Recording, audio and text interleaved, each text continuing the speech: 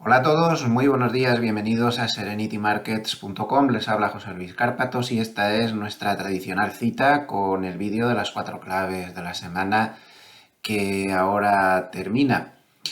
Empezamos a grabar hoy sábado día 30 de diciembre, penúltimo día del año, a las 9 menos 10 de la mañana, hora española, 6 horas menos en Nueva York.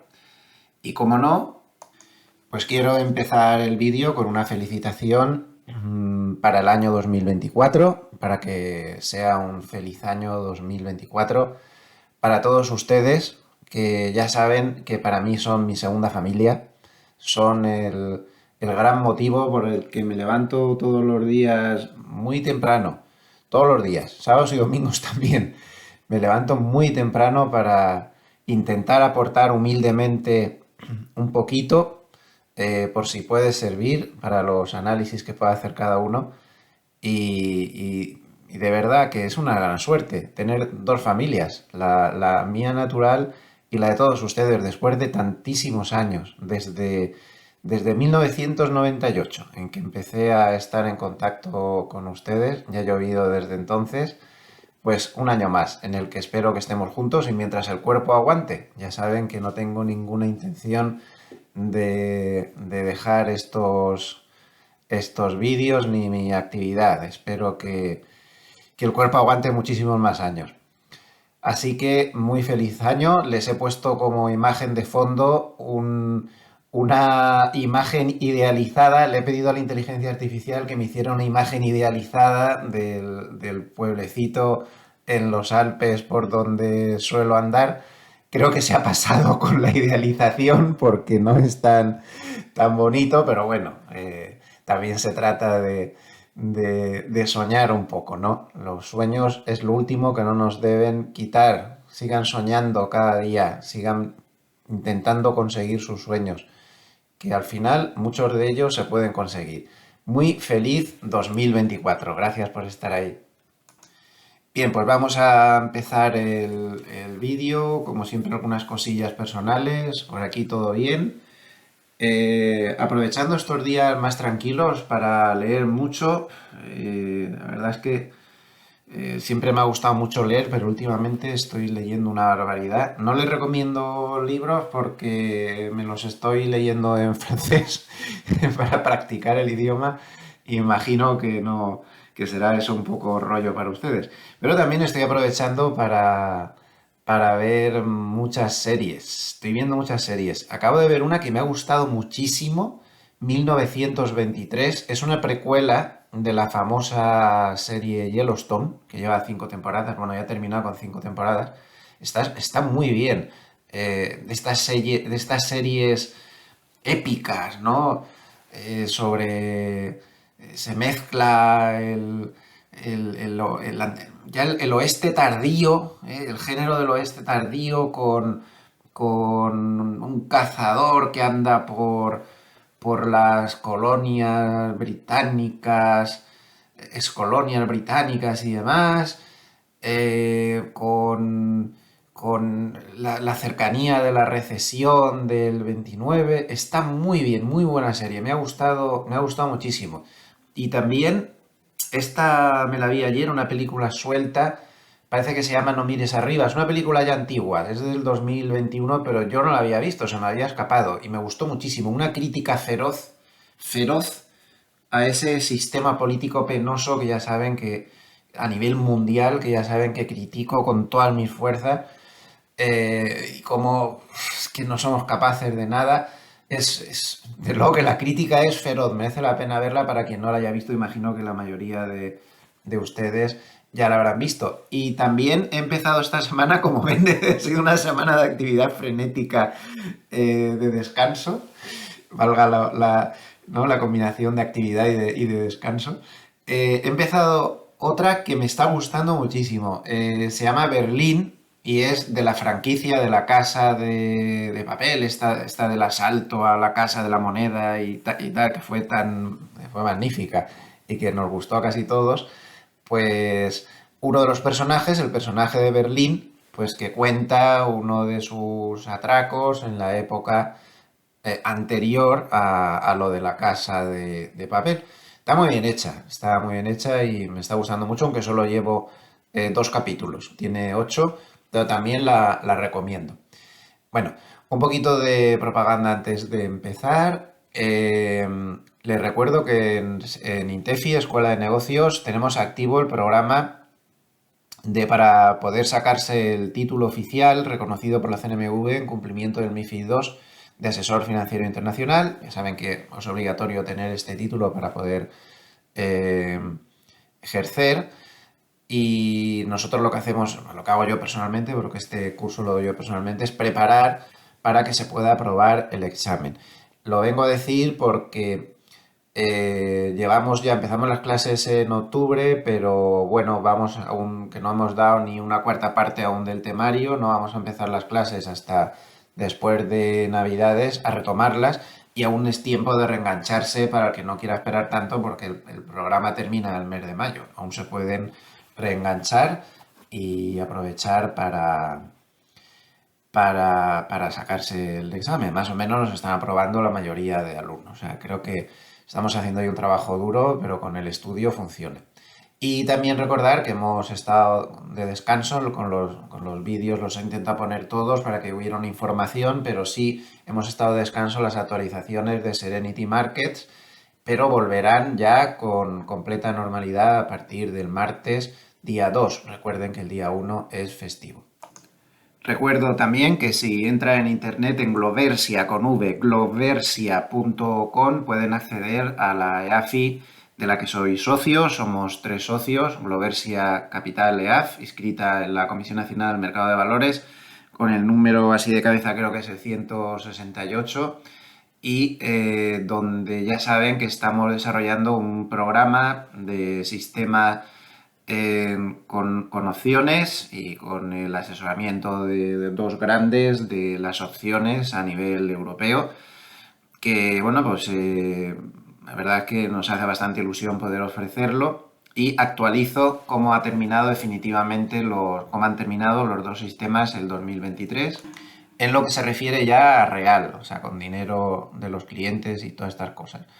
Hemos tenido un trimestre final estupendo, lo cual me alegra mucho porque la mayoría de clientes entraron en el último trimestre, aunque esto está ya corriendo con dinero de algunos clientes desde marzo, pero la mayoría entraron aquí, que fue cuando empezamos a promocionar el producto, octubre, noviembre, diciembre, y bueno, pues la rentabilidad ha sido muy buena. Al final desde marzo, que es desde que tenemos registros en real, más 39,19%, y el mes de diciembre se cierra con un 6,11%. El SP500 4,42. Este es el sistema 1.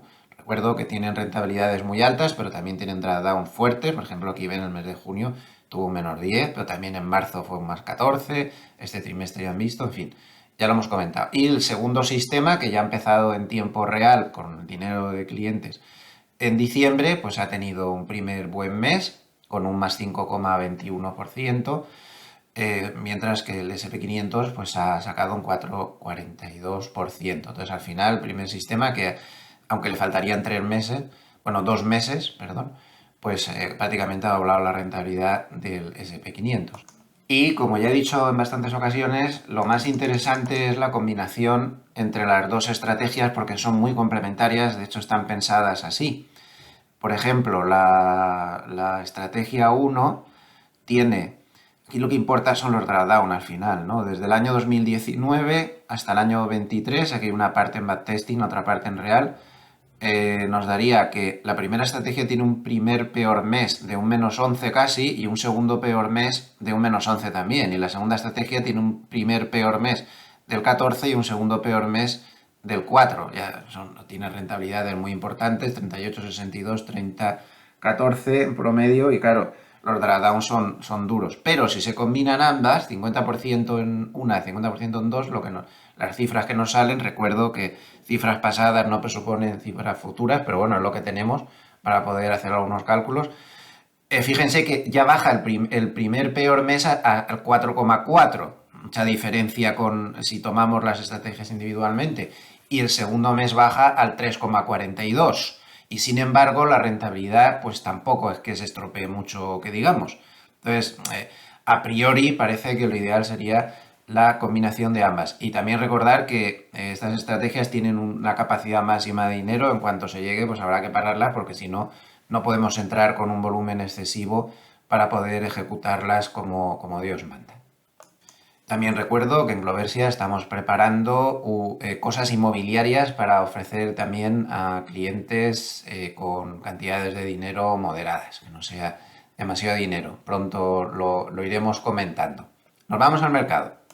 A ver, yo hoy lo último que quiero hacer es el típico rollo de fin de año. No hay cosa que odie más que cuando ves en la tele los programas esos, resumen del año 2023, y veo unos rollos de ¿para qué queremos resumir el año 2023 si lo hemos vivido día a día? ¿No les parece? Eso me parece perder el tiempo. Así que no vamos a hacer ningún resumen del 2023, ni ninguna conclusiones del 2023, ni nada de todo eso, porque no sirve para nada. Pues ha subido mucho la bolsa, han subido los bonos también, y bueno, ha subido todo prácticamente, pues ya lo sabemos.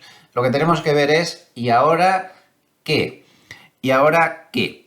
Bueno, pues en el ¿y ahora qué? Vamos a intentar centrarnos en el vídeo de hoy más en el corto plazo, porque francamente no tengo ni la menor idea de qué va a pasar en 2024. Nuestra hipótesis de trabajo continúa igual, sería, bueno, ya lo saben, en el SP500 Spot, vamos a buscarlo aquí, no ha cambiado absolutamente nada. Ahí lo tenemos. Bueno, pues mi hipótesis de trabajo no cambia nada. Una hipótesis de trabajo que habrá que seguramente modificar 1000 veces, porque me parece completamente absurdo dar una previsión para finales de año, como hace todo el mundo. Vete tú a saber lo que puede pasar de aquí a finales de año. Y al final eso es imposible de acertar, es demasiado tiempo y pueden pasar un millón de cosas. Bien, pues mi hipótesis podría ser, esto sigue subiendo, se va no sé en qué plazo, yo que sé, más o menos a primeros de año, se va hasta 5000, que se me ha salido del... ahí, se me va hasta la zona de 5000. Veo bastante complicado pasar la zona de 5000, ahora iremos analizando un poco, al menos a corto plazo, hay mucho lío ahí y es un número muy redondo y este tipo de niveles pues cuestan muchísimo de pasar. Todos los números redondos cuando se llega por primera vez pues cuesta mucho, ¿no? Entonces lo más probable sería algún tipo de movimiento así, más o menos amplio, tascado ahí, para en algún momento tener una corrección cuando el mercado se diera cuenta de que el aterrizaje no es suave. Mi hipótesis inicial, y con toda la humildad lo digo, porque sé que voy un poco en contra del consenso que es aterrizaje suave, pero bueno, a mí me da la sensación que sí que habrá aterrizaje duro, entonces el mercado podría tener algún tipo de corrección, alguna cosa que no sería grave. Mi hipótesis sería que esa bajada no sería grave para nada, porque nos vamos a mover en un año electoral con unas presiones políticas a la Reserva Federal impresionantes, y a mí que no me vengan con que... Y menos después de haber visto ayer la película esa de No mires arriba. A mí que no me vengan con que los bancos centrales no tienen presiones políticas. Mira, los bancos centrales lo único que han hecho es meter la pata, lo único que han hecho es llevar políticas insensatas y francamente, o sea, es que me parece increíble que no reconozcan que una de las razones por las que la inflación se disparó es por su culpa, por esas insensateces que hicieron con esos tipos negativos. Y yo no he visto una mayor insensatez en toda mi vida que el experimento de los tipos negativos. Eso fue un error. Los bancos centrales últimamente son parte del problema, no son parte nunca de la solución. Pero bueno, vamos a dejarlo ahí. Entonces, aquí va a haber QEs y va a haber de todo. Aquí va a haber QEs y va a haber de todo. Y ahora analizaremos también por qué creo todo eso. Y habrá bajada de tipos y habrá de todo. Entonces, pues, miren, solo hay dos factores que muevan mercado actualmente. Y esto es lo más importante del vídeo. Y ya lo hemos dicho más de una vez. Lo más importante del vídeo. Solo hay dos factores macro que estén moviendo mercado ahora. Todo el resto de factores macro no sirven. No sirven para operar. Ni en el corto ni en el medio plazo. Es decir, ni en unas semanas, ni tampoco a unos meses vista. A lo mejor con vista de años sí sirven, pero en el medio o corto plazo no sirven. No sirven porque la insensatez de los bancos centrales, el exceso de intervencionismo de los bancos centrales, que en algunos casos es ya ridículo, como puede pasar en Japón, media bolsa y media deuda emitida es ya del Banco Central de Japón, hasta ahí, o sea, el Banco Central de Japón no solo interviene con los bonos como los demás, este está comprando bolsa directamente desde hace mucho tiempo. Entonces, los mercados están completamente trastornados y no están funcionando como antes. La ortodoxia de antes no nos sirve.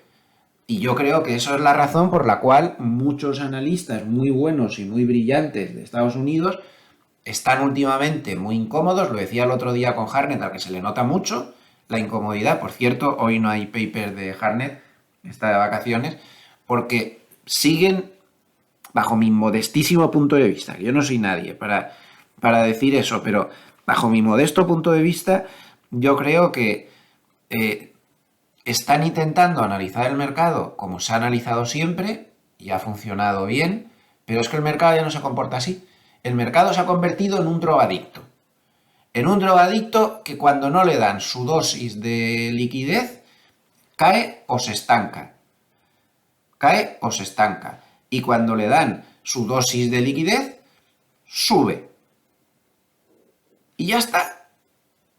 Entonces le van a dar su dosis de liquidez aquí. Entonces yo creo que esta bajada intermedia no será muy importante y en pleno año electoral y con todas las presiones y todas las cosas, pues mi hipótesis sería tras esa corrección moderada, que además también la necesita porque está muy sobrecomprado y si llega a 5.000, pues sin haber corregido antes, para la sobrecompra sería extraordinaria, pero yo creo conforme se acerquen las elecciones, ¿qué me está haciendo esto? A ver. Conforme se acerquen las elecciones, en la segunda parte del año posiblemente podríamos tener algo así. Y ahí sí que ya a la segunda a lo mejor se podría pasar. Esto es una hipótesis. Y vaya usted a saber lo que puede pasar. Vamos a ver qué cosas han pasado en esta semana que puedan apoyar esta hipótesis o no, que insisto, esto es una hipótesis, la pueden tirar a la papelera cuanto termine el vídeo, pero con algo hay que trabajar, ¿no? Para podernos situar. Vamos a borrar todo este lío. Vamos a dejar el gráfico normal, que por cierto, como ven, SP500, bueno, ya que lo tenemos, SP500 en máximos. Prácticamente ya está en la zona de prácticamente no, está en la zona de máximos históricos, puede que aún no lo haya tocado, pero bueno, da igual. Está ahí, máximos históricos. Esta zona es difícil y lo sabíamos. Esta zona es difícil. Hay mucha gente que ha tomado beneficios ahí y si rompe, habrá mucha gente que tome beneficios aquí. Bien, vamos por partes. Vamos a empezar por ahí, porque el análisis técnico se nos queda un poco corto. Ya sabemos que hay resistencia. Le podemos poner el soporte a la altura del Kijun, que suele funcionar muy bien en los 4.662. Miren, un ejemplo de lo bien que funciona el Kijun lo estamos teniendo en el Bitcoin. Bitcoin está ahí en una fase de un cierto lateral entre 40.000 y 45.000. La ruptura de cualquiera de los dos puede provocar un movimiento importante, tanto al alza como a la baja. Pero fíjense qué bien, desde octubre del 2023, es decir, desde mediados, de hace 2 meses y medio, qué bien está funcionando el Kijun para parar todas las correcciones. Ahora mismo está ahí entre medio, entre Pinto y Valdemoro, ¿no? Kijun suele funcionar bastante bien. Entonces, bueno, ahí se me ha ido el... Vamos a ponerlo otra vez.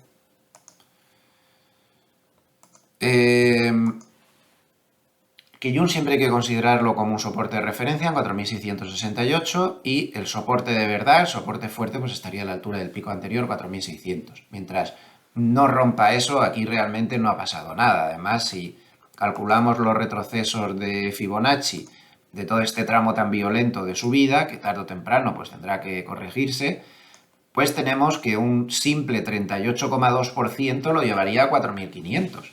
Es decir, puede corregir hasta 4.500 y técnicamente hablando aquí no ha pasado tampoco gran cosa. un 38,2% retroceso no es nada. Más o menos el 4600 estaría a la altura del retroceso del 2360, que es el primer retroceso. Mucha gente no lo dibuja, pero está en esta serie. En Estados Unidos sí que se suele poner, y el del 70 y tantos % que está por aquí en medio también. Bueno, entonces por técnico pues tampoco nos dice gran cosa. Bueno, pues desde el punto de vista cuantitativo vemos este gráfico de Spot Gamma. Por cierto, a cierre de ayer Spot Gamma volvió a poner el muro de call en 5000. En 5000. Como vemos hay bastantes más call que put, pero de momento está esta pared aquí. La gamma sigue siendo positiva, es decir, el mercado sigue tranquilo, el mercado sigue sin complicaciones, y el 4800 está ahí, pero el 4800 ya lleva muchos días acosándolo, y si lo rompiera a primeros de año, cuando vuelva a la actividad, se va a ir a 5000, porque no tiene nada de importancia en medio, como podemos ver. Muy poca actividad por debajo. No, los muros de put que van colocando son muros débiles, por lo tanto el mercado realmente podría entrar en fase de volatilidad solamente con que bajara un poco. De hecho, el punto de disparo que están dando todos los cuantitativos de que se dispare la volatilidad está bastante cercano a moverse por debajo del 4750 o una cosa así.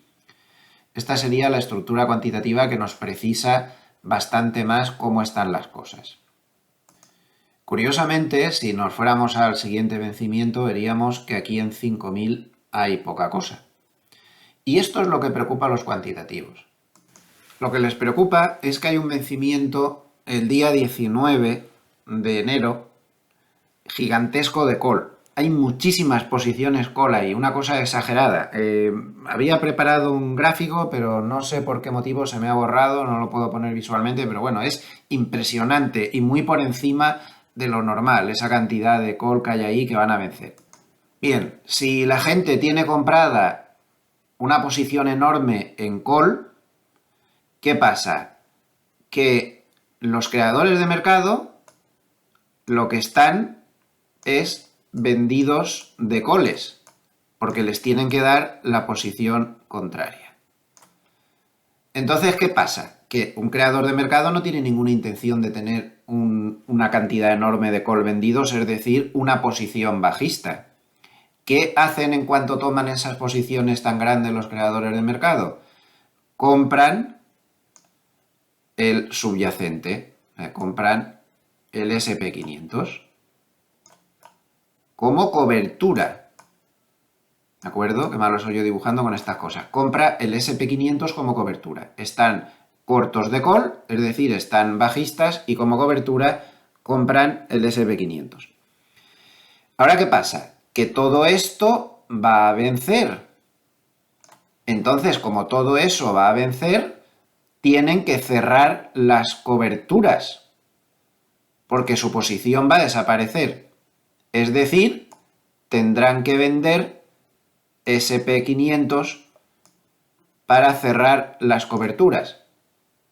Esto pasaba mucho en el 2021, si recuerdan, cuando cada vez que llegaba un vencimiento importante, el 2021 no parábamos de subir, pero siempre que llegaba el vencimiento, de repente el mercado caía y se pasaba varios días bajando, que nadie se explicaba por qué. La razón era esta, porque había muchas posiciones compradoras que se cerraban y se cerraba la cobertura de los creadores de mercado. Esto explicado así muy sencillamente, esto es más complicado en la práctica, porque hay gente que está reconstruyendo las posiciones call, hay otras entradas y salidas que hacen que la posición neta de los creadores de mercado varíe, pero es muy importante entender este mecanismo tan sencillo, porque es una de las cosas, teniendo en cuenta la importancia extrema que tienen hoy en día los mercados de opciones, que mueven a su vez a los otros mercados, al subyacente. Si no comprendemos este mecanismo, nos vamos a quedar cojos en el análisis. Sucedería lo mismo para la inversa si la gente estuviera muy pesimista. Si la gente estuviera muy pesimista, aquí serían puts, estarían comprando puts, Luego los creadores de mercado estarían vendiendo puts, es decir, tendrían una posición alcista y para cubrirse tendrían que vender el SP500, ponerse cortos del SP500.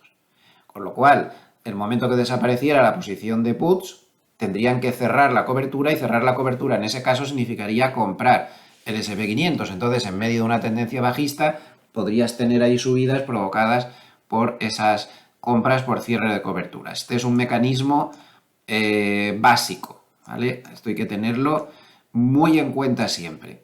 Es muy importante que lo tengamos en cuenta esto. Y entonces lo que temen los operadores cuantitativos es que al llegar ese vencimiento tan enorme, que es enorme, y lamento no tener el gráfico disponible, pero es un vencimiento enorme, pues ahí se va a abrir la ventana de volatilidad típica que se abre cuando se cierran las posiciones, pero en este caso va a ser peligrosa. Si el mercado se ha cansado de subir, ahí tiene la gran oportunidad. ¿Esto quiere decir que esta situación garantiza que va a haber bajadas? No. Pero desde luego que casi todos los grandes del análisis cuantitativo, sigan al que sigan, lo está advirtiendo, que ahí va a haber un momento de peligro, empezando por McElligott, el amigo Zem, que también habla mucho de estas cosas, Spot Gamma, Mentor, todo el mundo está diciendo lo mismo. Bondland, todo el mundo está diciendo lo mismo. Cuidado con ese vencimiento porque ahí se va a abrir una ventana de volatilidad y si el mercado está esperando para darse la vuelta, ese es el momento. O no, o a lo mejor ahí se genera volatilidad, puede haber correcciones, puede haber algo y luego se sigue subiendo porque la tendencia es alcista. Ayer, Spot Gamma reflexionaba en que mientras un mercado siga en tendencia, ellos no hablan de tendencias alcistas, con gamma positiva, lo llaman ellos, y seguimos estando en gamma positiva, mientras un mercado siga en gamma positiva, puede vencer cualquier cosa y que no hay que menospreciar su fuerza. Puede cargarse los muros de call y seguir subiendo, o puede superar vencimiento OPEX con malas perspectivas como tiene este del 19 de enero y luego seguir subiendo. Específicamente habla de eso, Spot Gamma, en su último boletín del viernes. Entonces las cosas están así. Parece que turbulencias garantizadas en el entorno al vencimiento vamos a tener. Es decir, tercera semana de enero. Turbulencias abajo arriba, tiene toda la pinta que vamos a tener, que se prolongarían hasta 22-23. Según los cuantitativos, hay más posibilidades de que haya una corrección en el entorno de esas fechas que de que no la haya. Eso es lo que nos están diciendo en el corto plazo. Bien, retomemos lo que decíamos al principio cuando analizábamos la hipótesis de trabajo y decíamos que, bueno, el hecho de que se paren 5.000, ahí lo han visto cuantitativamente, ahí hay tela marinera, no va a ser fácil pasar, pero hay otro factor. Esta semana hemos andado un poco atrancados, francamente. Hemos andado un poco atrancados, un paso para adelante, otro paso para atrás, pero no se ha visto la fuerza que se ha visto en semanas anteriores. Como decíamos en ese momento, cuando hemos analizado la hipótesis, el mercado ya solo se mueve por dos cosas y el resto no sirven y vamos a dejarlo estar porque no sirven. Es indiferente que haya una recesión, a ver, no es indiferente, a nivel mercado casi es indiferente que haya una recesión o no el año que viene, se lo digo así de claro. Da igual. Por eso, suponiendo que el mercado se encuentre con una recesión, yo lo único que espero es una corrección moderada, nada más. Que puede ser bastante pequeña esa corrección moderada, porque al mercado lo que le importa es que en ese momento le van a enchufar unos chorros ahí de liquidez de aquí no te espero. Esta semana hemos estado flojeras. ¿Qué ha pasado esta semana? Que la liquidez se ha cortado. Sí, la liquidez se ha cortado. Esa liquidez que nos estaba dando alas desde noviembre. Una liquidez que, como expliqué detenidamente en los últimos vídeos, venía sobre todo del vaciamiento o del vaciado de la cuenta de repos inversos. Ya saben que, dicho muy sencillamente, intento decir todas estas cosas con palabras sencillas, aunque no sea muy ortodoxo, porque si no, esto no hay quien lo entienda. Repo inverso vamos a pensar que es una facilidad donde los monetarios y los bancos y todos estos aparcan ahí el dinero. En la Reserva Federal. Con un tipo de interés que le paga la Reserva Federal, pues X. Si la Reserva Federal paga menos interés ahí de lo que puede conseguir el mercado, pues se vacía, o si paga más, pues se llena. O sea que es bastante fácil para la Reserva Federal controlar eso. Entonces la Reserva Federal ha forzado el vaciamiento de estos repos inversos. Intento hablar en palabras muy sencillas y perdónenme si esto me lleva a que cometa algún pequeño error de ortodoxia, ¿no? Les pido disculpas. Bueno, entonces, la cuenta de repo inverso estaba en 2,4 billones de dólares. Había todas las noches 2,4 billones de dólares ahí aparcados muertos de asco. Ahí estaban. Pero han forzado a que esto se vaya vaciando. Esto lo empezaron a forzar cuando se dieron cuenta de que no había dinero en la cuenta del Tesoro, con todos los líos de los límites de la deuda y toda la pesca. Entonces dijeron, ¿de dónde vamos a encontrar el dinero? De aquí, de este nicho que tenemos abandonado. Y forzaron para que fuera dinero a la cuenta del Tesoro para poder seguir con los despilfarros habituales que lleva Estados Unidos desde hace décadas. Pues ahí siguen, ¿no? Y sigue la pelota de deuda, sigue la deuda creciendo, y sigue, y sigue, y sigue, y sigue. Y les da igual. Bueno, pero en esta semana, en las 2 últimas semanas, para ser más exactos, el vaciado de la cuenta de los repos inversos ha dado la vuelta y se ha vuelto a llenar otra vez. Con lo cual, malo para el mercado. El momento que el mercado ve liquidez, bueno, sube. El mercado que la liquidez baja, baja. Esto es lo más importante. Todo lo demás, olvídense. Que si la recesión, que si no sé qué, y qué más nos da. Hay que centrarse en esto. Liquidez sí o no. O cosas que vayan a pasar que puedan incrementar más la liquidez. Si hay una recesión, la van a incrementar a base de bien otra vez. Que los bancos centrales lo tienen claro. Políticas intervencionistas, keynesianas son para ellos sagradas y no van a cambiar. Entonces, ha subido la cuenta de repo inverso, ha bajado la liquidez. Ayer, fíjense que el 15 de diciembre la cuenta estaba en menos de 700.000 millones de dólares, desde los 2,4 billones que llegó a estar. Estaba en menos de 700.000 millones. Y a cierre de ayer, para ser exactos, estaba en 1 billón y muy poquito más. 1 billón, un pelín sobrepasaba el billón de dólares. Es decir, que en 15 días se ha rellenado, este es un gráfico de Zero Hedge que llama la atención sobre este fenómeno ampliamente, se ha rellenado la cuenta de repos inversos en 300.000 millones de dólares. ¿Qué ha pasado? Que esto ha drenado la liquidez, evidentemente, eso es mucho dinero. Miren este gráfico que muestro a menudo, donde se ve, bueno, es una medida como otro cualquiera, ¿no? Las reservas, balance de reservas en los bancos y tal. Bueno, al final es una medida de liquidez como otra cualquiera. La línea azul, observen cómo lleva 15 días cayendo. Y esto ha frenado al mercado. Así de fácil. Desde noviembre se disparó la liquidez. Estaba al nivel más alto desde el año 2021 y los mercados encantados y arriba y se dieron una vuelta. Como pasó también en marzo, la liquidez se disparó y el mercado subió. Luego corrigió, el mercado se paró. Luego volvió a subir, el mercado dio otro tirón. Lo que pasa es que el mercado también tiene otra serie de dinámicas y de cosas, pero como destaca de nuevo Zero Hedge, que este gráfico también es de ellos, es curioso como cuando se separa el mercado y sube más, mucho más de lo que está subiendo la liquidez, como inmediatamente vienen los problemas. Pues ahora se está separando mucho. O la liquidez vuelve a ponerse las pilas o el mercado va a corregir.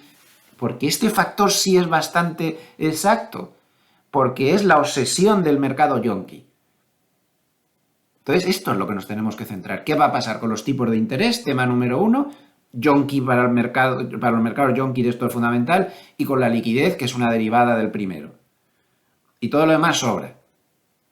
Así que, atentos a esto. De momento, corrección. Lo que pasa es que, según Zero Hedge, yo francamente me pierdo un poco. Esto es un poco complejo, no sé muy bien por qué ha subido tanto el repo inverso, me parece que esto tiene que ver con algún tipo de historia estacional por las fechas en las que estábamos, No les puedo asegurar que esto sea 100% exacto, pero ya que estoy citando a Zero Hedge, que ha estudiado bastante bien este tema, la verdad, y bastante a fondo, según sus análisis, el mismo día 2, el mismo día 2 de enero vamos a tener otro vaciado muy fuerte, de hecho lo dibujan ellos aquí, como pueden ver, con una línea verde. Según ellos, en ese mismo día, no sé si será un poco exagerado, en un solo día, no sé, vamos a dejarlo en los siguientes días a partir del día 2, la cuenta de repos va a bajar violentamente a 700.000, por debajo de 700.000. Todo lo que ha ganado en estos 15 días lo va a perder, según sus análisis y otros analistas expertos en este tipo de movimientos monetarios, va a bajar rápidamente.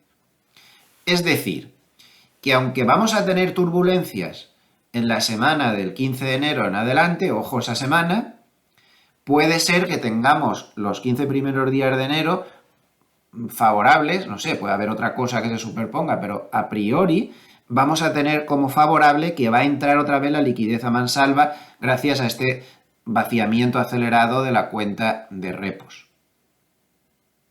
Todo esto es importantísimo. Al final, ya ven, lo más importante es lo que está en la alcantarilla, de lo que nadie habla. Todo lo demás cada vez tiene menos importancia para el mercado. Lo que está pasando en los mercados de opciones, lo que está pasando en los mercados monetarios, al final esto es lo que está moviendo el mercado. Va a haber mucha liquidez repentina. Bien, y ahora la gran pregunta es, ¿y qué va a pasar cuando se vacíe del todo la cuenta de repos? Porque va a una velocidad y este está siendo la mina de oro que ha generado el rebote bursátil como consecuencia, ¿no? Esto no lo están haciendo la Reserva Federal y el Tesoro y compañía para que suba la bolsa, lo están haciendo para arreglar sus cuentas. Pero el tema está en que su fuente de aprovisionamiento está siendo el vaciado de la cuenta de repos. ¿Qué va a pasar cuando se acabe? Porque si ha bajado 2,4 billones, supongamos que Zero Hedge está en lo cierto y se va a 700.000 menos 650.000 a primeros de enero, a la velocidad que va, en un mes o dos no queda nada. Y entonces, bueno, pues Zero Hedge termina el análisis, que es muy bueno, es magnífico, lo tienen en su web, si lo quieren ver, diciendo que volverá a la QE. ¿Podemos decirle a Zero Hedge que se equivoca con esa afirmación de que cuando se acabe esto entonces vuelve la QE? ¿Podemos decirlo? Pues, pues yo creo que pueden tener mucha razón. En suma, cuando se les acabe esto, tendrán que hacer lo clásico que hacen. Bueno, bajo su lógica, no es que esto haya que hacerlo, bajo su lógica intervencionista absoluta que tienen desde hace ya mucho tiempo. Y los mercados dándoles candela y dándoles ayuditas y dándoles cosas, pues que se vayan a caer mucho, pues no sé yo. También hay otras ayuditas de la Reserva Federal, que también hay que contarlas dentro de esa liquidez que se está inyectando. Y una de las ayuditas más importantes, pues es la ventanilla esa que crearon para ayudar a los bancos regionales en problemas. Esta semana ha tocado máximos históricos, bueno, la ventanilla es que se abrió en marzo de este año, pero desde entonces ya lleva un acumulado de 136.000 millones de dólares que han prestado con este programa. Por cierto, en el balance de la Reserva Federal, las pérdidas por bonos pues ya andan muy subiditas de tono, cosa que nunca había pasado.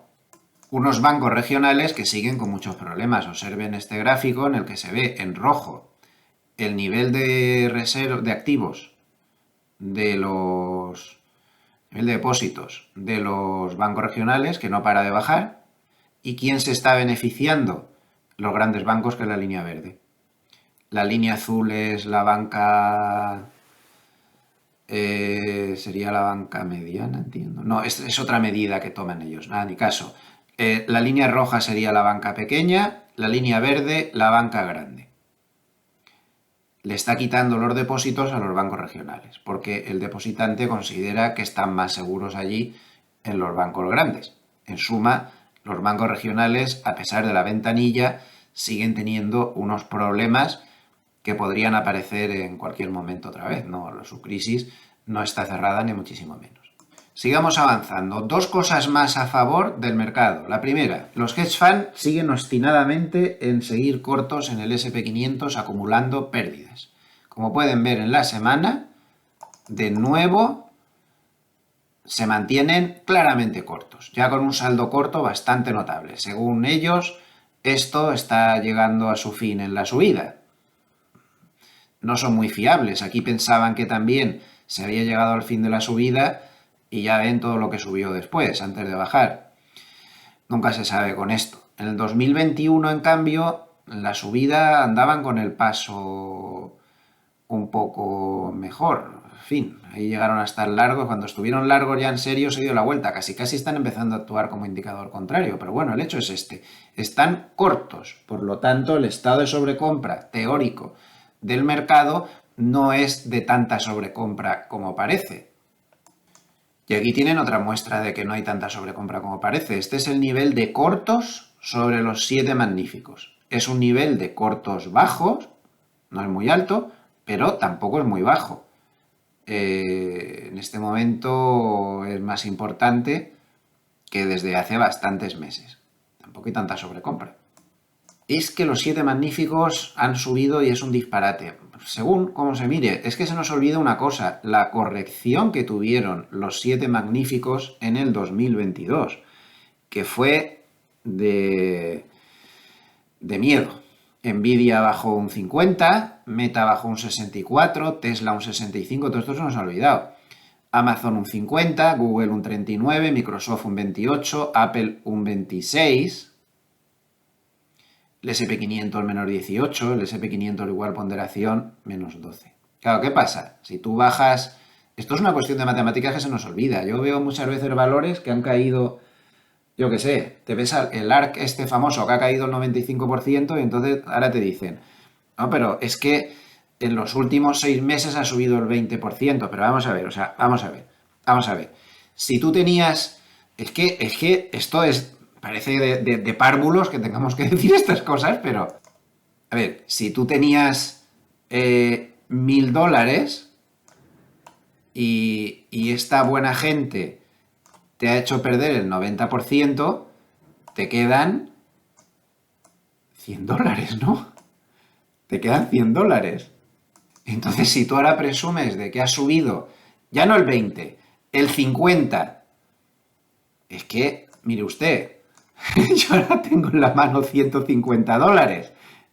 Entonces, cuidado con las proporciones de que cuando baja mucho primero, luego la remontada no te vale, si tú has bajado un 13, no te vale otro 13 para compensar. Tiene que ser bastante más, evidentemente, ¿no?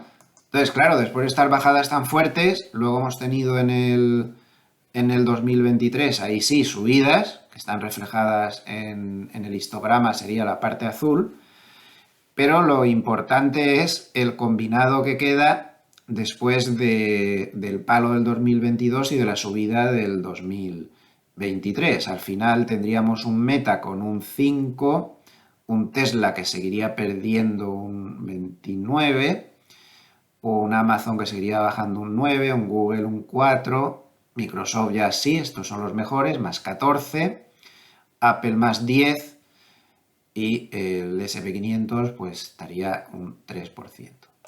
Claro, es que al final es muy bonito lo que hemos subido este año en el SP500, pero vuelvo a decir lo mismo del ejemplo que hemos puesto antes. Pero el año anterior se bajó mucho. Entonces, al final la cotización pues está en el mismo sitio que estaba pues justo antes de empezar la tendencia bajista. Quiero decir con esto que, bueno, los 7 magníficos, relativamente, ¿no? Esa sobrecompra, relativamente. Es importante destacar que estamos hablando de los cálculos total return, ¿de acuerdo?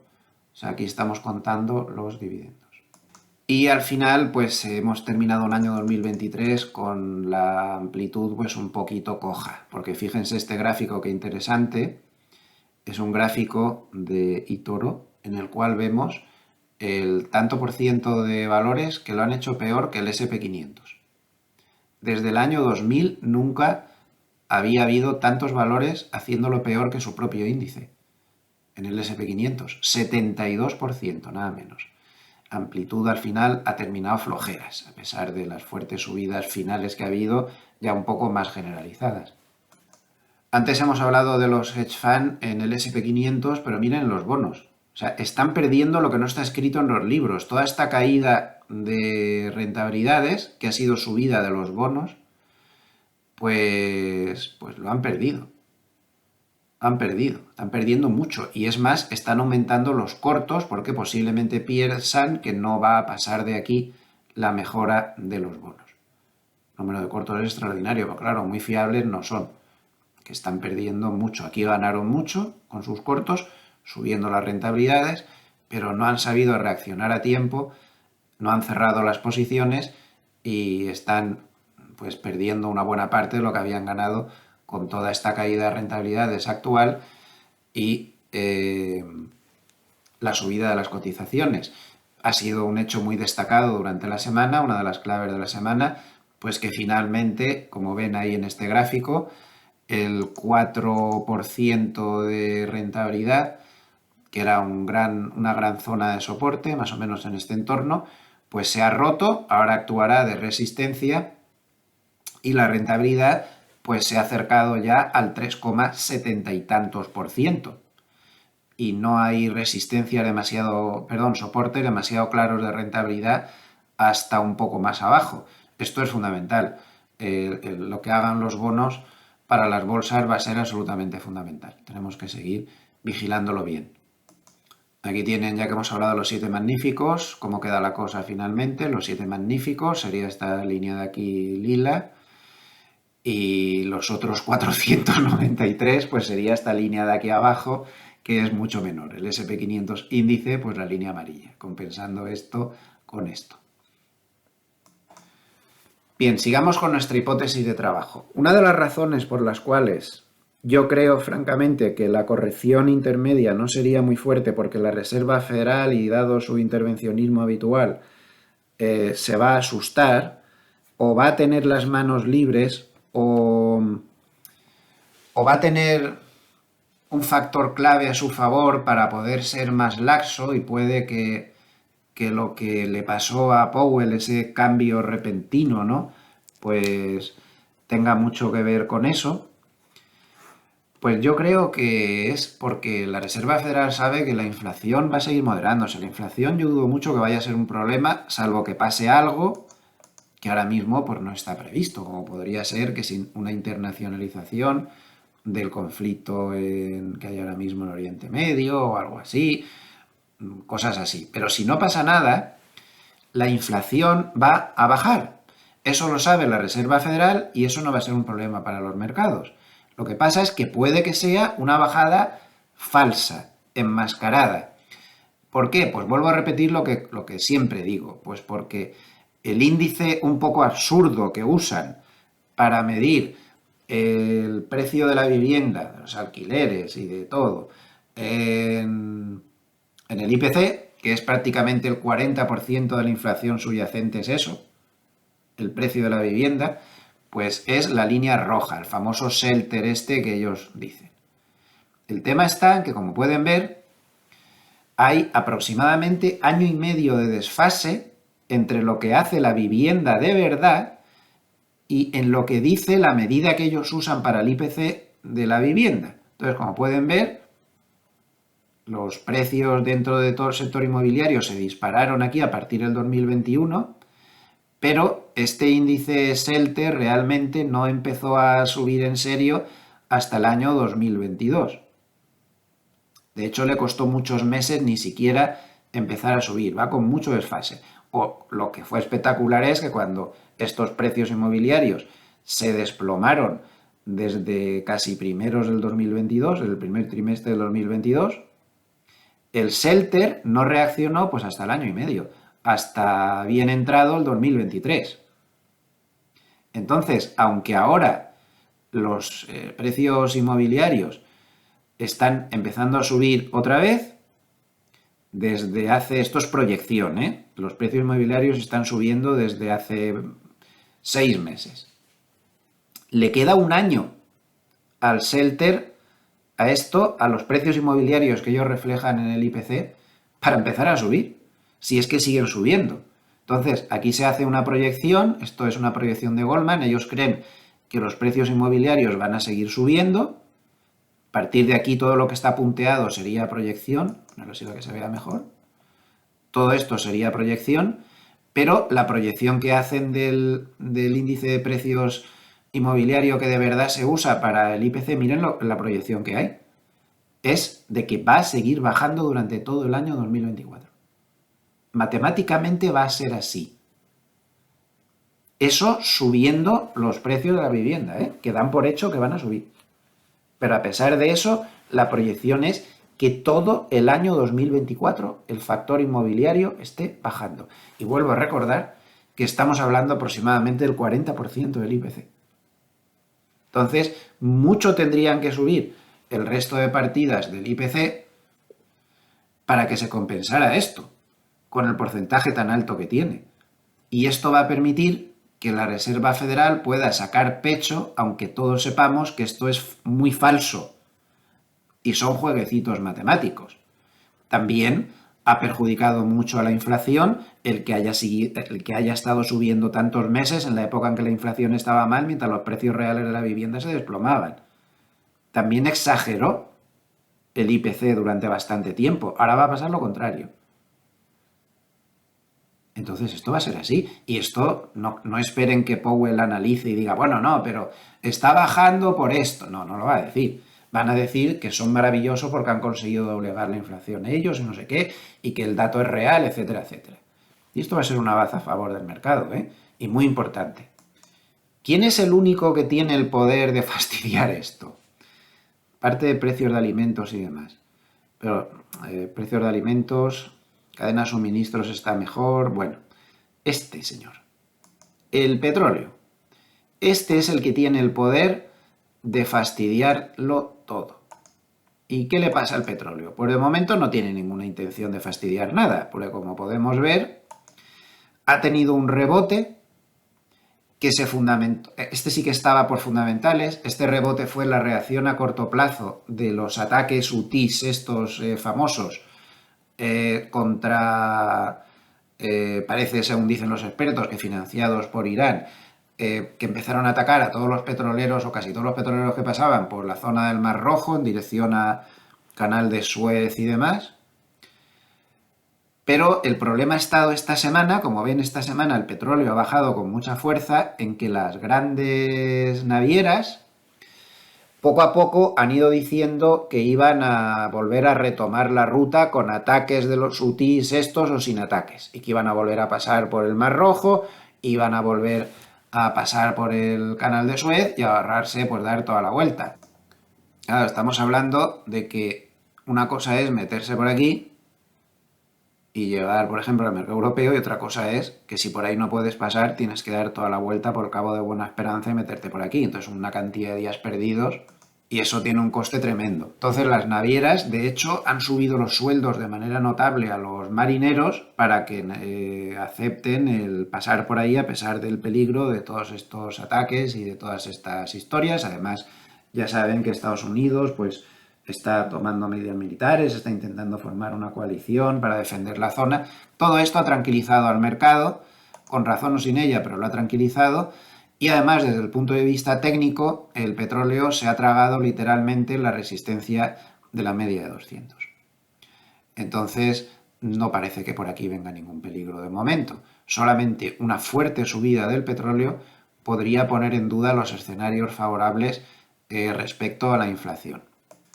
Otra muestra de que el mercado no está tan sobrecomprado como parece es el margen de deuda. Este es un parámetro absolutamente fundamental y que tendemos a no mirar, y esto nos da unas pistas increíbles. Miren, cuando el margen de deuda sube, el mercado sube. Margen de deuda, estamos hablando, pues, del apalancamiento que se puede usar para invertir en el mercado, ¿no? Cuando, después de haber estado muy alto, el margen de deuda empieza a bajar, esto solo se puede ver en el medio plazo, hay que atarse los machos porque la cosa se pone fea. La cosa se puede poner fea. En este momento, fíjense que tenemos un margen de deuda extremadamente moderado. Está lejísimos de donde se alcanzó en el 21 antes de que se pinchara todo después de una subida tan extrema. Este parámetro es muy importante. No hay tanta sobrecompra como parece. Aún se puede seguir subiendo más. No sé si lo hará o si no lo hará, pero como poder se puede. Ya creo que les he esgrimido varios argumentos que sí que nos dejan margen de más subida, con sus correcciones oportunas y sus cosas, pero esto podría subir más, bastante más. Pero sin embargo, podría pasar otra cosa también, y vamos a dejarnos ahora el corto plazo quieto.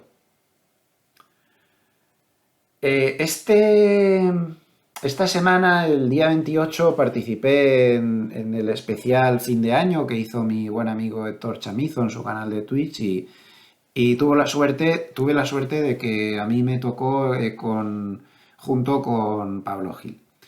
Y estuvimos pues charlando un poco de tal.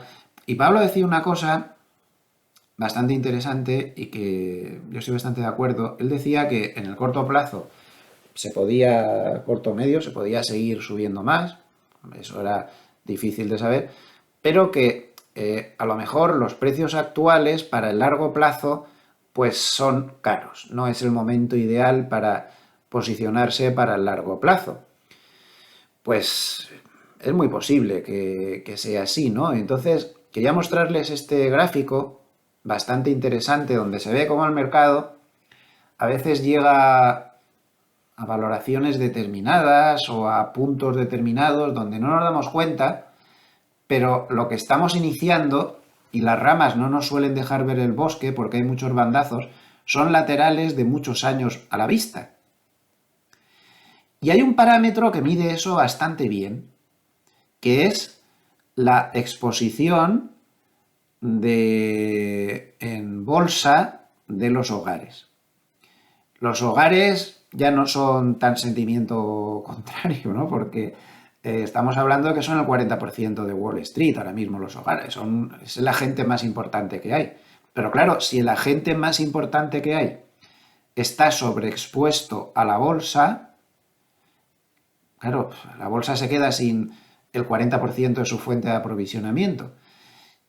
Este gráfico es extremadamente interesante porque aquí se ve, voy a agrandarlo, les voy a quitar esto, aquí lo que dice el título es excesiva, aquí tienen el autor, excesiva exposición al mercado de valores suele suponer décadas perdidas para la bolsa. O sea, no bajadas, que no va a ningún sitio durante una década. Pues vamos a agrandar esto.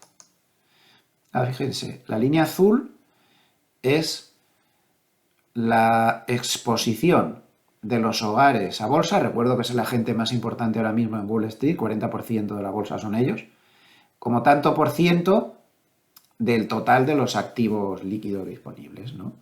Entonces, cuando se llegó a esta zona muy alta, de más del 50 y tantos por ciento, se entró en la década perdida de los 70, que fue la crisis inflacionista y demás. Luego la exposición de los hogares fue bajando a lo largo del gran lateral, como es normal, y cuando empezó a subir la exposición a bolsa de los hogares, el mercado subió con muchas ganas durante varias décadas. Luego se llegó a otro pico de exposición, cerca del 60%, y ahí apareció otra década perdida. Estamos en el 2000, pinchazolaburbuja.com.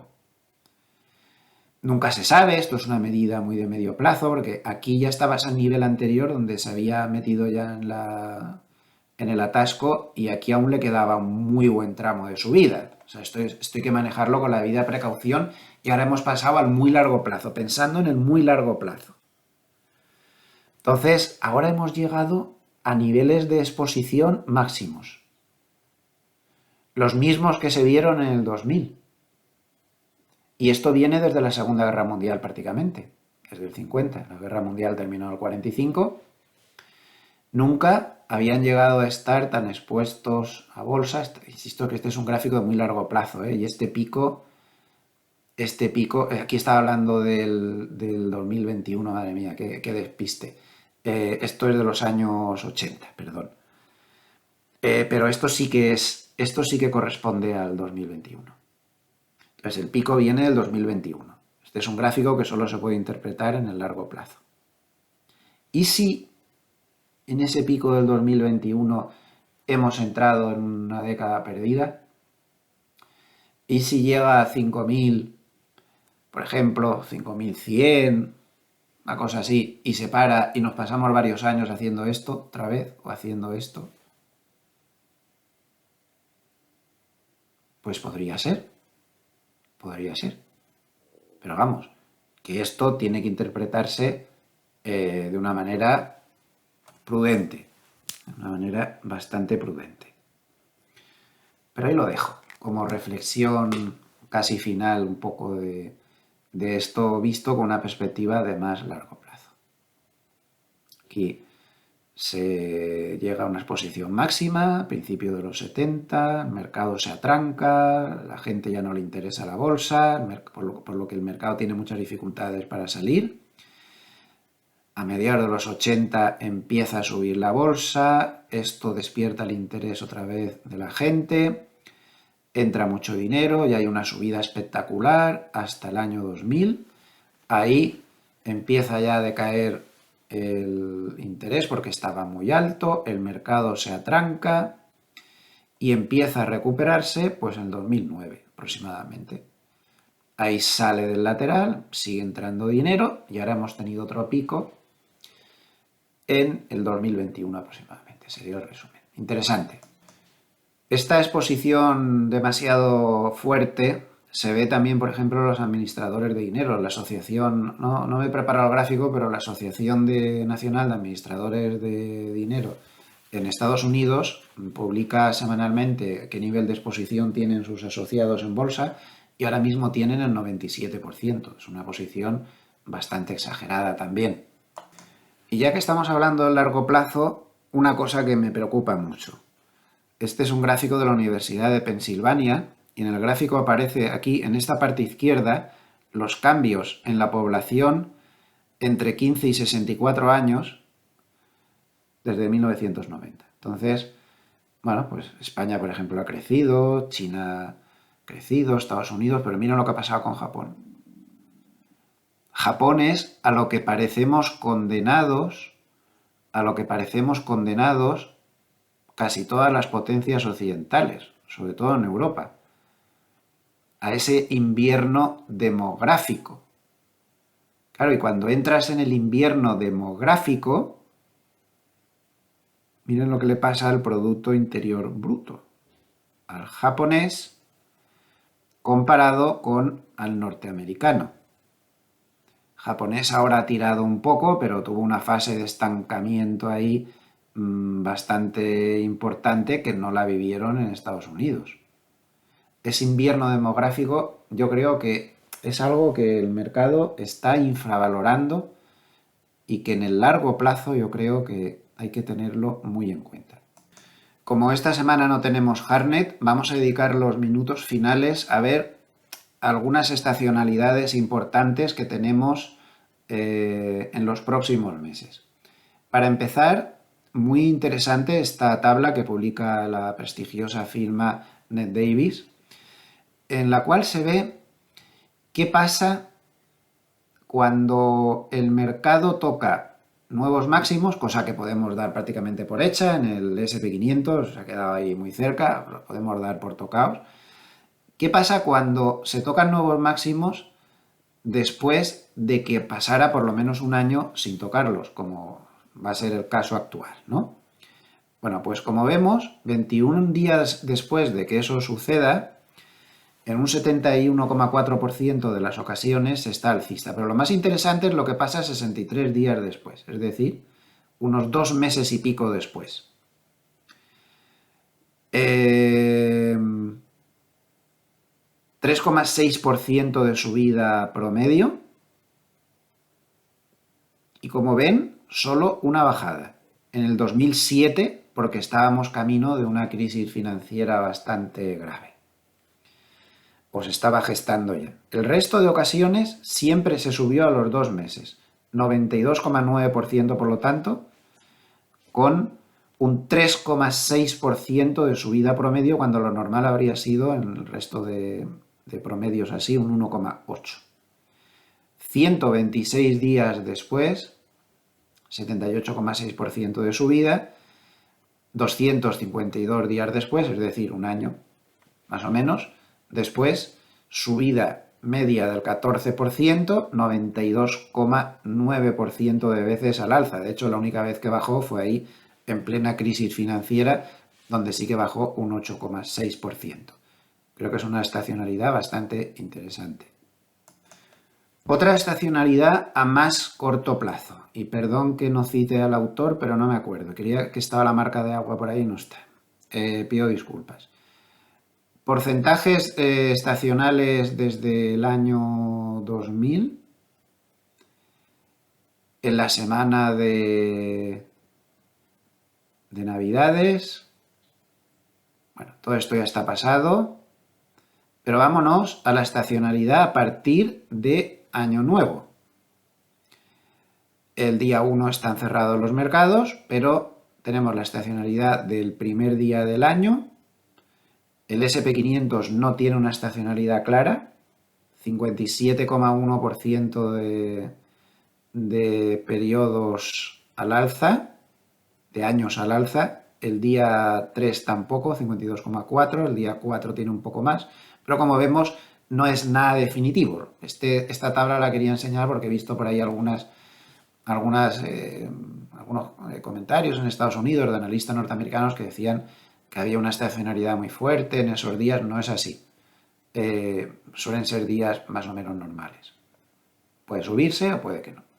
Y aquí tenemos otra tabla bastante interesante, esta es de Bank of America, donde lo que calcula es por sectores cómo suele reaccionar el mercado antes de la primera bajada de tipos y después de la primera bajada de tipos. Entonces, antes de la primera bajada de tipos, los sectores que mejor lo hacen lo tienen aquí en verde, pues si quieren parar el vídeo, que vamos un poco mal de tiempo ya, si quieren parar el vídeo y verlo. Y después, que será lo que más nos puede interesar, después de la primera bajada de tipos, que se supone que va a ser en marzo, el mercado lo descuenta en marzo, ¿quién lo hace mejor? Consumo discrecional, el 89% de las veces sube tras la primera bajada de tipos, industriales el 78%, tecnología el 78%. Sin embargo, servicios de comunicación solamente lo hacen mejor un 11%, cuidados de la salud un 22%, y financieros, los que perjudica evidentemente claramente, este es el más claro de todos, la bajada de tipos, 33%. Creo que puede ser bastante útil. Ayer se llevó a cabo el famoso collar de JP Morgan, que siempre es importante que se anoten dónde están las tres patas, da igual que sean call o put o comprados o vendidos. El mercado al final, cada pata le da un valor simbólico como soporte o como resistencia según sea el caso. Entonces, la primera pata está lejísimos, está en 3.800, está aquí, se lo quieren anotar, 3.800. La segunda pata está ya más cerca, en 4.510. 4.510 estaría por esta zona. Y la última pata está en 5.015. Ahí, justo donde está el nivel psicológico de 5.000 y donde está el muro ese de call de los cuantitativos, por si hubiera pocas cosas, además incorporen que ahí está la tercera pata del collar de JP Morgan, por lo tanto, ese nivel de resistencia se refuerza notablemente. Y último tema del vídeo de hoy. Durante la semana también ha sido protagonista teóricamente el dólar, que sigue teniendo muchísimos problemas, el dólar está muy débil, pero ojo, porque el euro está igual de débil que el dólar. Lo que pasa es que en el gráfico del euro contra el dólar, el euro está menos mal que el dólar, pero cuando comparamos al euro con otras divisas, como puede ser importantes, el yen japonés o el franco suizo o cosas así, el euro está tan débil como el dólar. Y es muy normal, porque la clave de la semana más importante es que los derivados monetarios siguen descontando que la primera bajada de tipos será tanto en el Banco Central Europeo como en la Reserva Federal en marzo. Y para la Reserva Federal se descuentan 157 puntos básicos de caída en el año 2024, pero es que para el Banco Central Europeo se descuentan también 165 puntos básicos de caída para el año. Entonces, no es de extrañar que cuando te sales del cruce entre ellos, pues el euro las esté pasando moradas contra todo el mundo. Entonces, bueno, ellos ya saben que yo soy un fan de las inversiones en francos suizos por razones obvias, y que es mi moneda preferida. Pues fíjense la cesta de Deutsche Bahn del franco suizo contra las divisas más importantes, ustedes mismos. Esto es el año 2000, 2005, 2009, 2010, 2014, 2015, 2019, 2020, 2024. Y el batacazo que se está metiendo el euro contra el franco suizo pues sigue siendo tremendo. Aquí lo tienen, la semana ha sido nefasta y bueno, esto quién lo ha visto y quién lo ve. El euro llegó a estar a uno. Bueno, aquí el gráfico separa, esto es el ETF, el CFD, perdón, del euro contra el franco suizo, pero llegó a estar mucho más alto el euro, pero mucho, 1,5 y cosas así, y ahora está apenas a 0,92874. Y no para de caer, ha perdido soportes, lo ha perdido todo, es decir, que el euro se está debilitando casi tanto como el dólar. Lo que pasa es que en el cruce entre ellos, pues está menos mal el euro que el dólar. Y en Europa, que se me había olvidado, al final pues, hemos terminado el año sin que el DAX rompiera la grandísima resistencia que tenía desde el año 2021. El DAX es el que manda en las bolsas europeas. ¿Conseguirá romper el año que viene? Pues no lo sabemos. Muchísimas gracias a todos los amables escuchantes por estar ahí. Si les ha gustado este vídeo, les agradecería mucho un like o que se suscriban al canal si aún no lo han hecho. Recuerden que nada, según por imperativo legal hay que decir, que nada de lo que he dicho son recomendaciones para nada, son mis opiniones personales, en segundo lugar, que no cobro nada por este vídeo, ni por decir una cosa, ni por decir la otra, nadie me paga por ello. En tercer lugar, no, o sea, quiero decir que no hay ningún patrocinio de que si el SP500 ha subido. En tercer lugar, que tengo actividades profesionales como asesor y demás, como se ha visto en la primera parte del vídeo, y que esto, pues tengo que decir que podría tener colusión de intereses. De facto no las tengo, pero hay que decirlo que podría tener colusión de intereses. No me hagan mucho caso, esto sí que lo dejo bien claro. Tengan ustedes su propio análisis, que es lo único que vale. Y por favor, sean sensatos. Los mercados han cambiado mucho. La mayoría de las cosas que antes funcionaban ya no lo hacen. Hay que simplificar, hay que apostar por escenarios menos complicados y ser muy sensatos. Que pasen un muy buen final de año, que sigan terminando de pasar una muy feliz Navidad subyacente, que aún nos queda hasta el Día de Reyes, y muy feliz año 2024. A nivel de vídeos, pues mañana volveremos con la reflexión de los domingos. Que tengan un buen fin de semana. Hasta pronto. Gracias.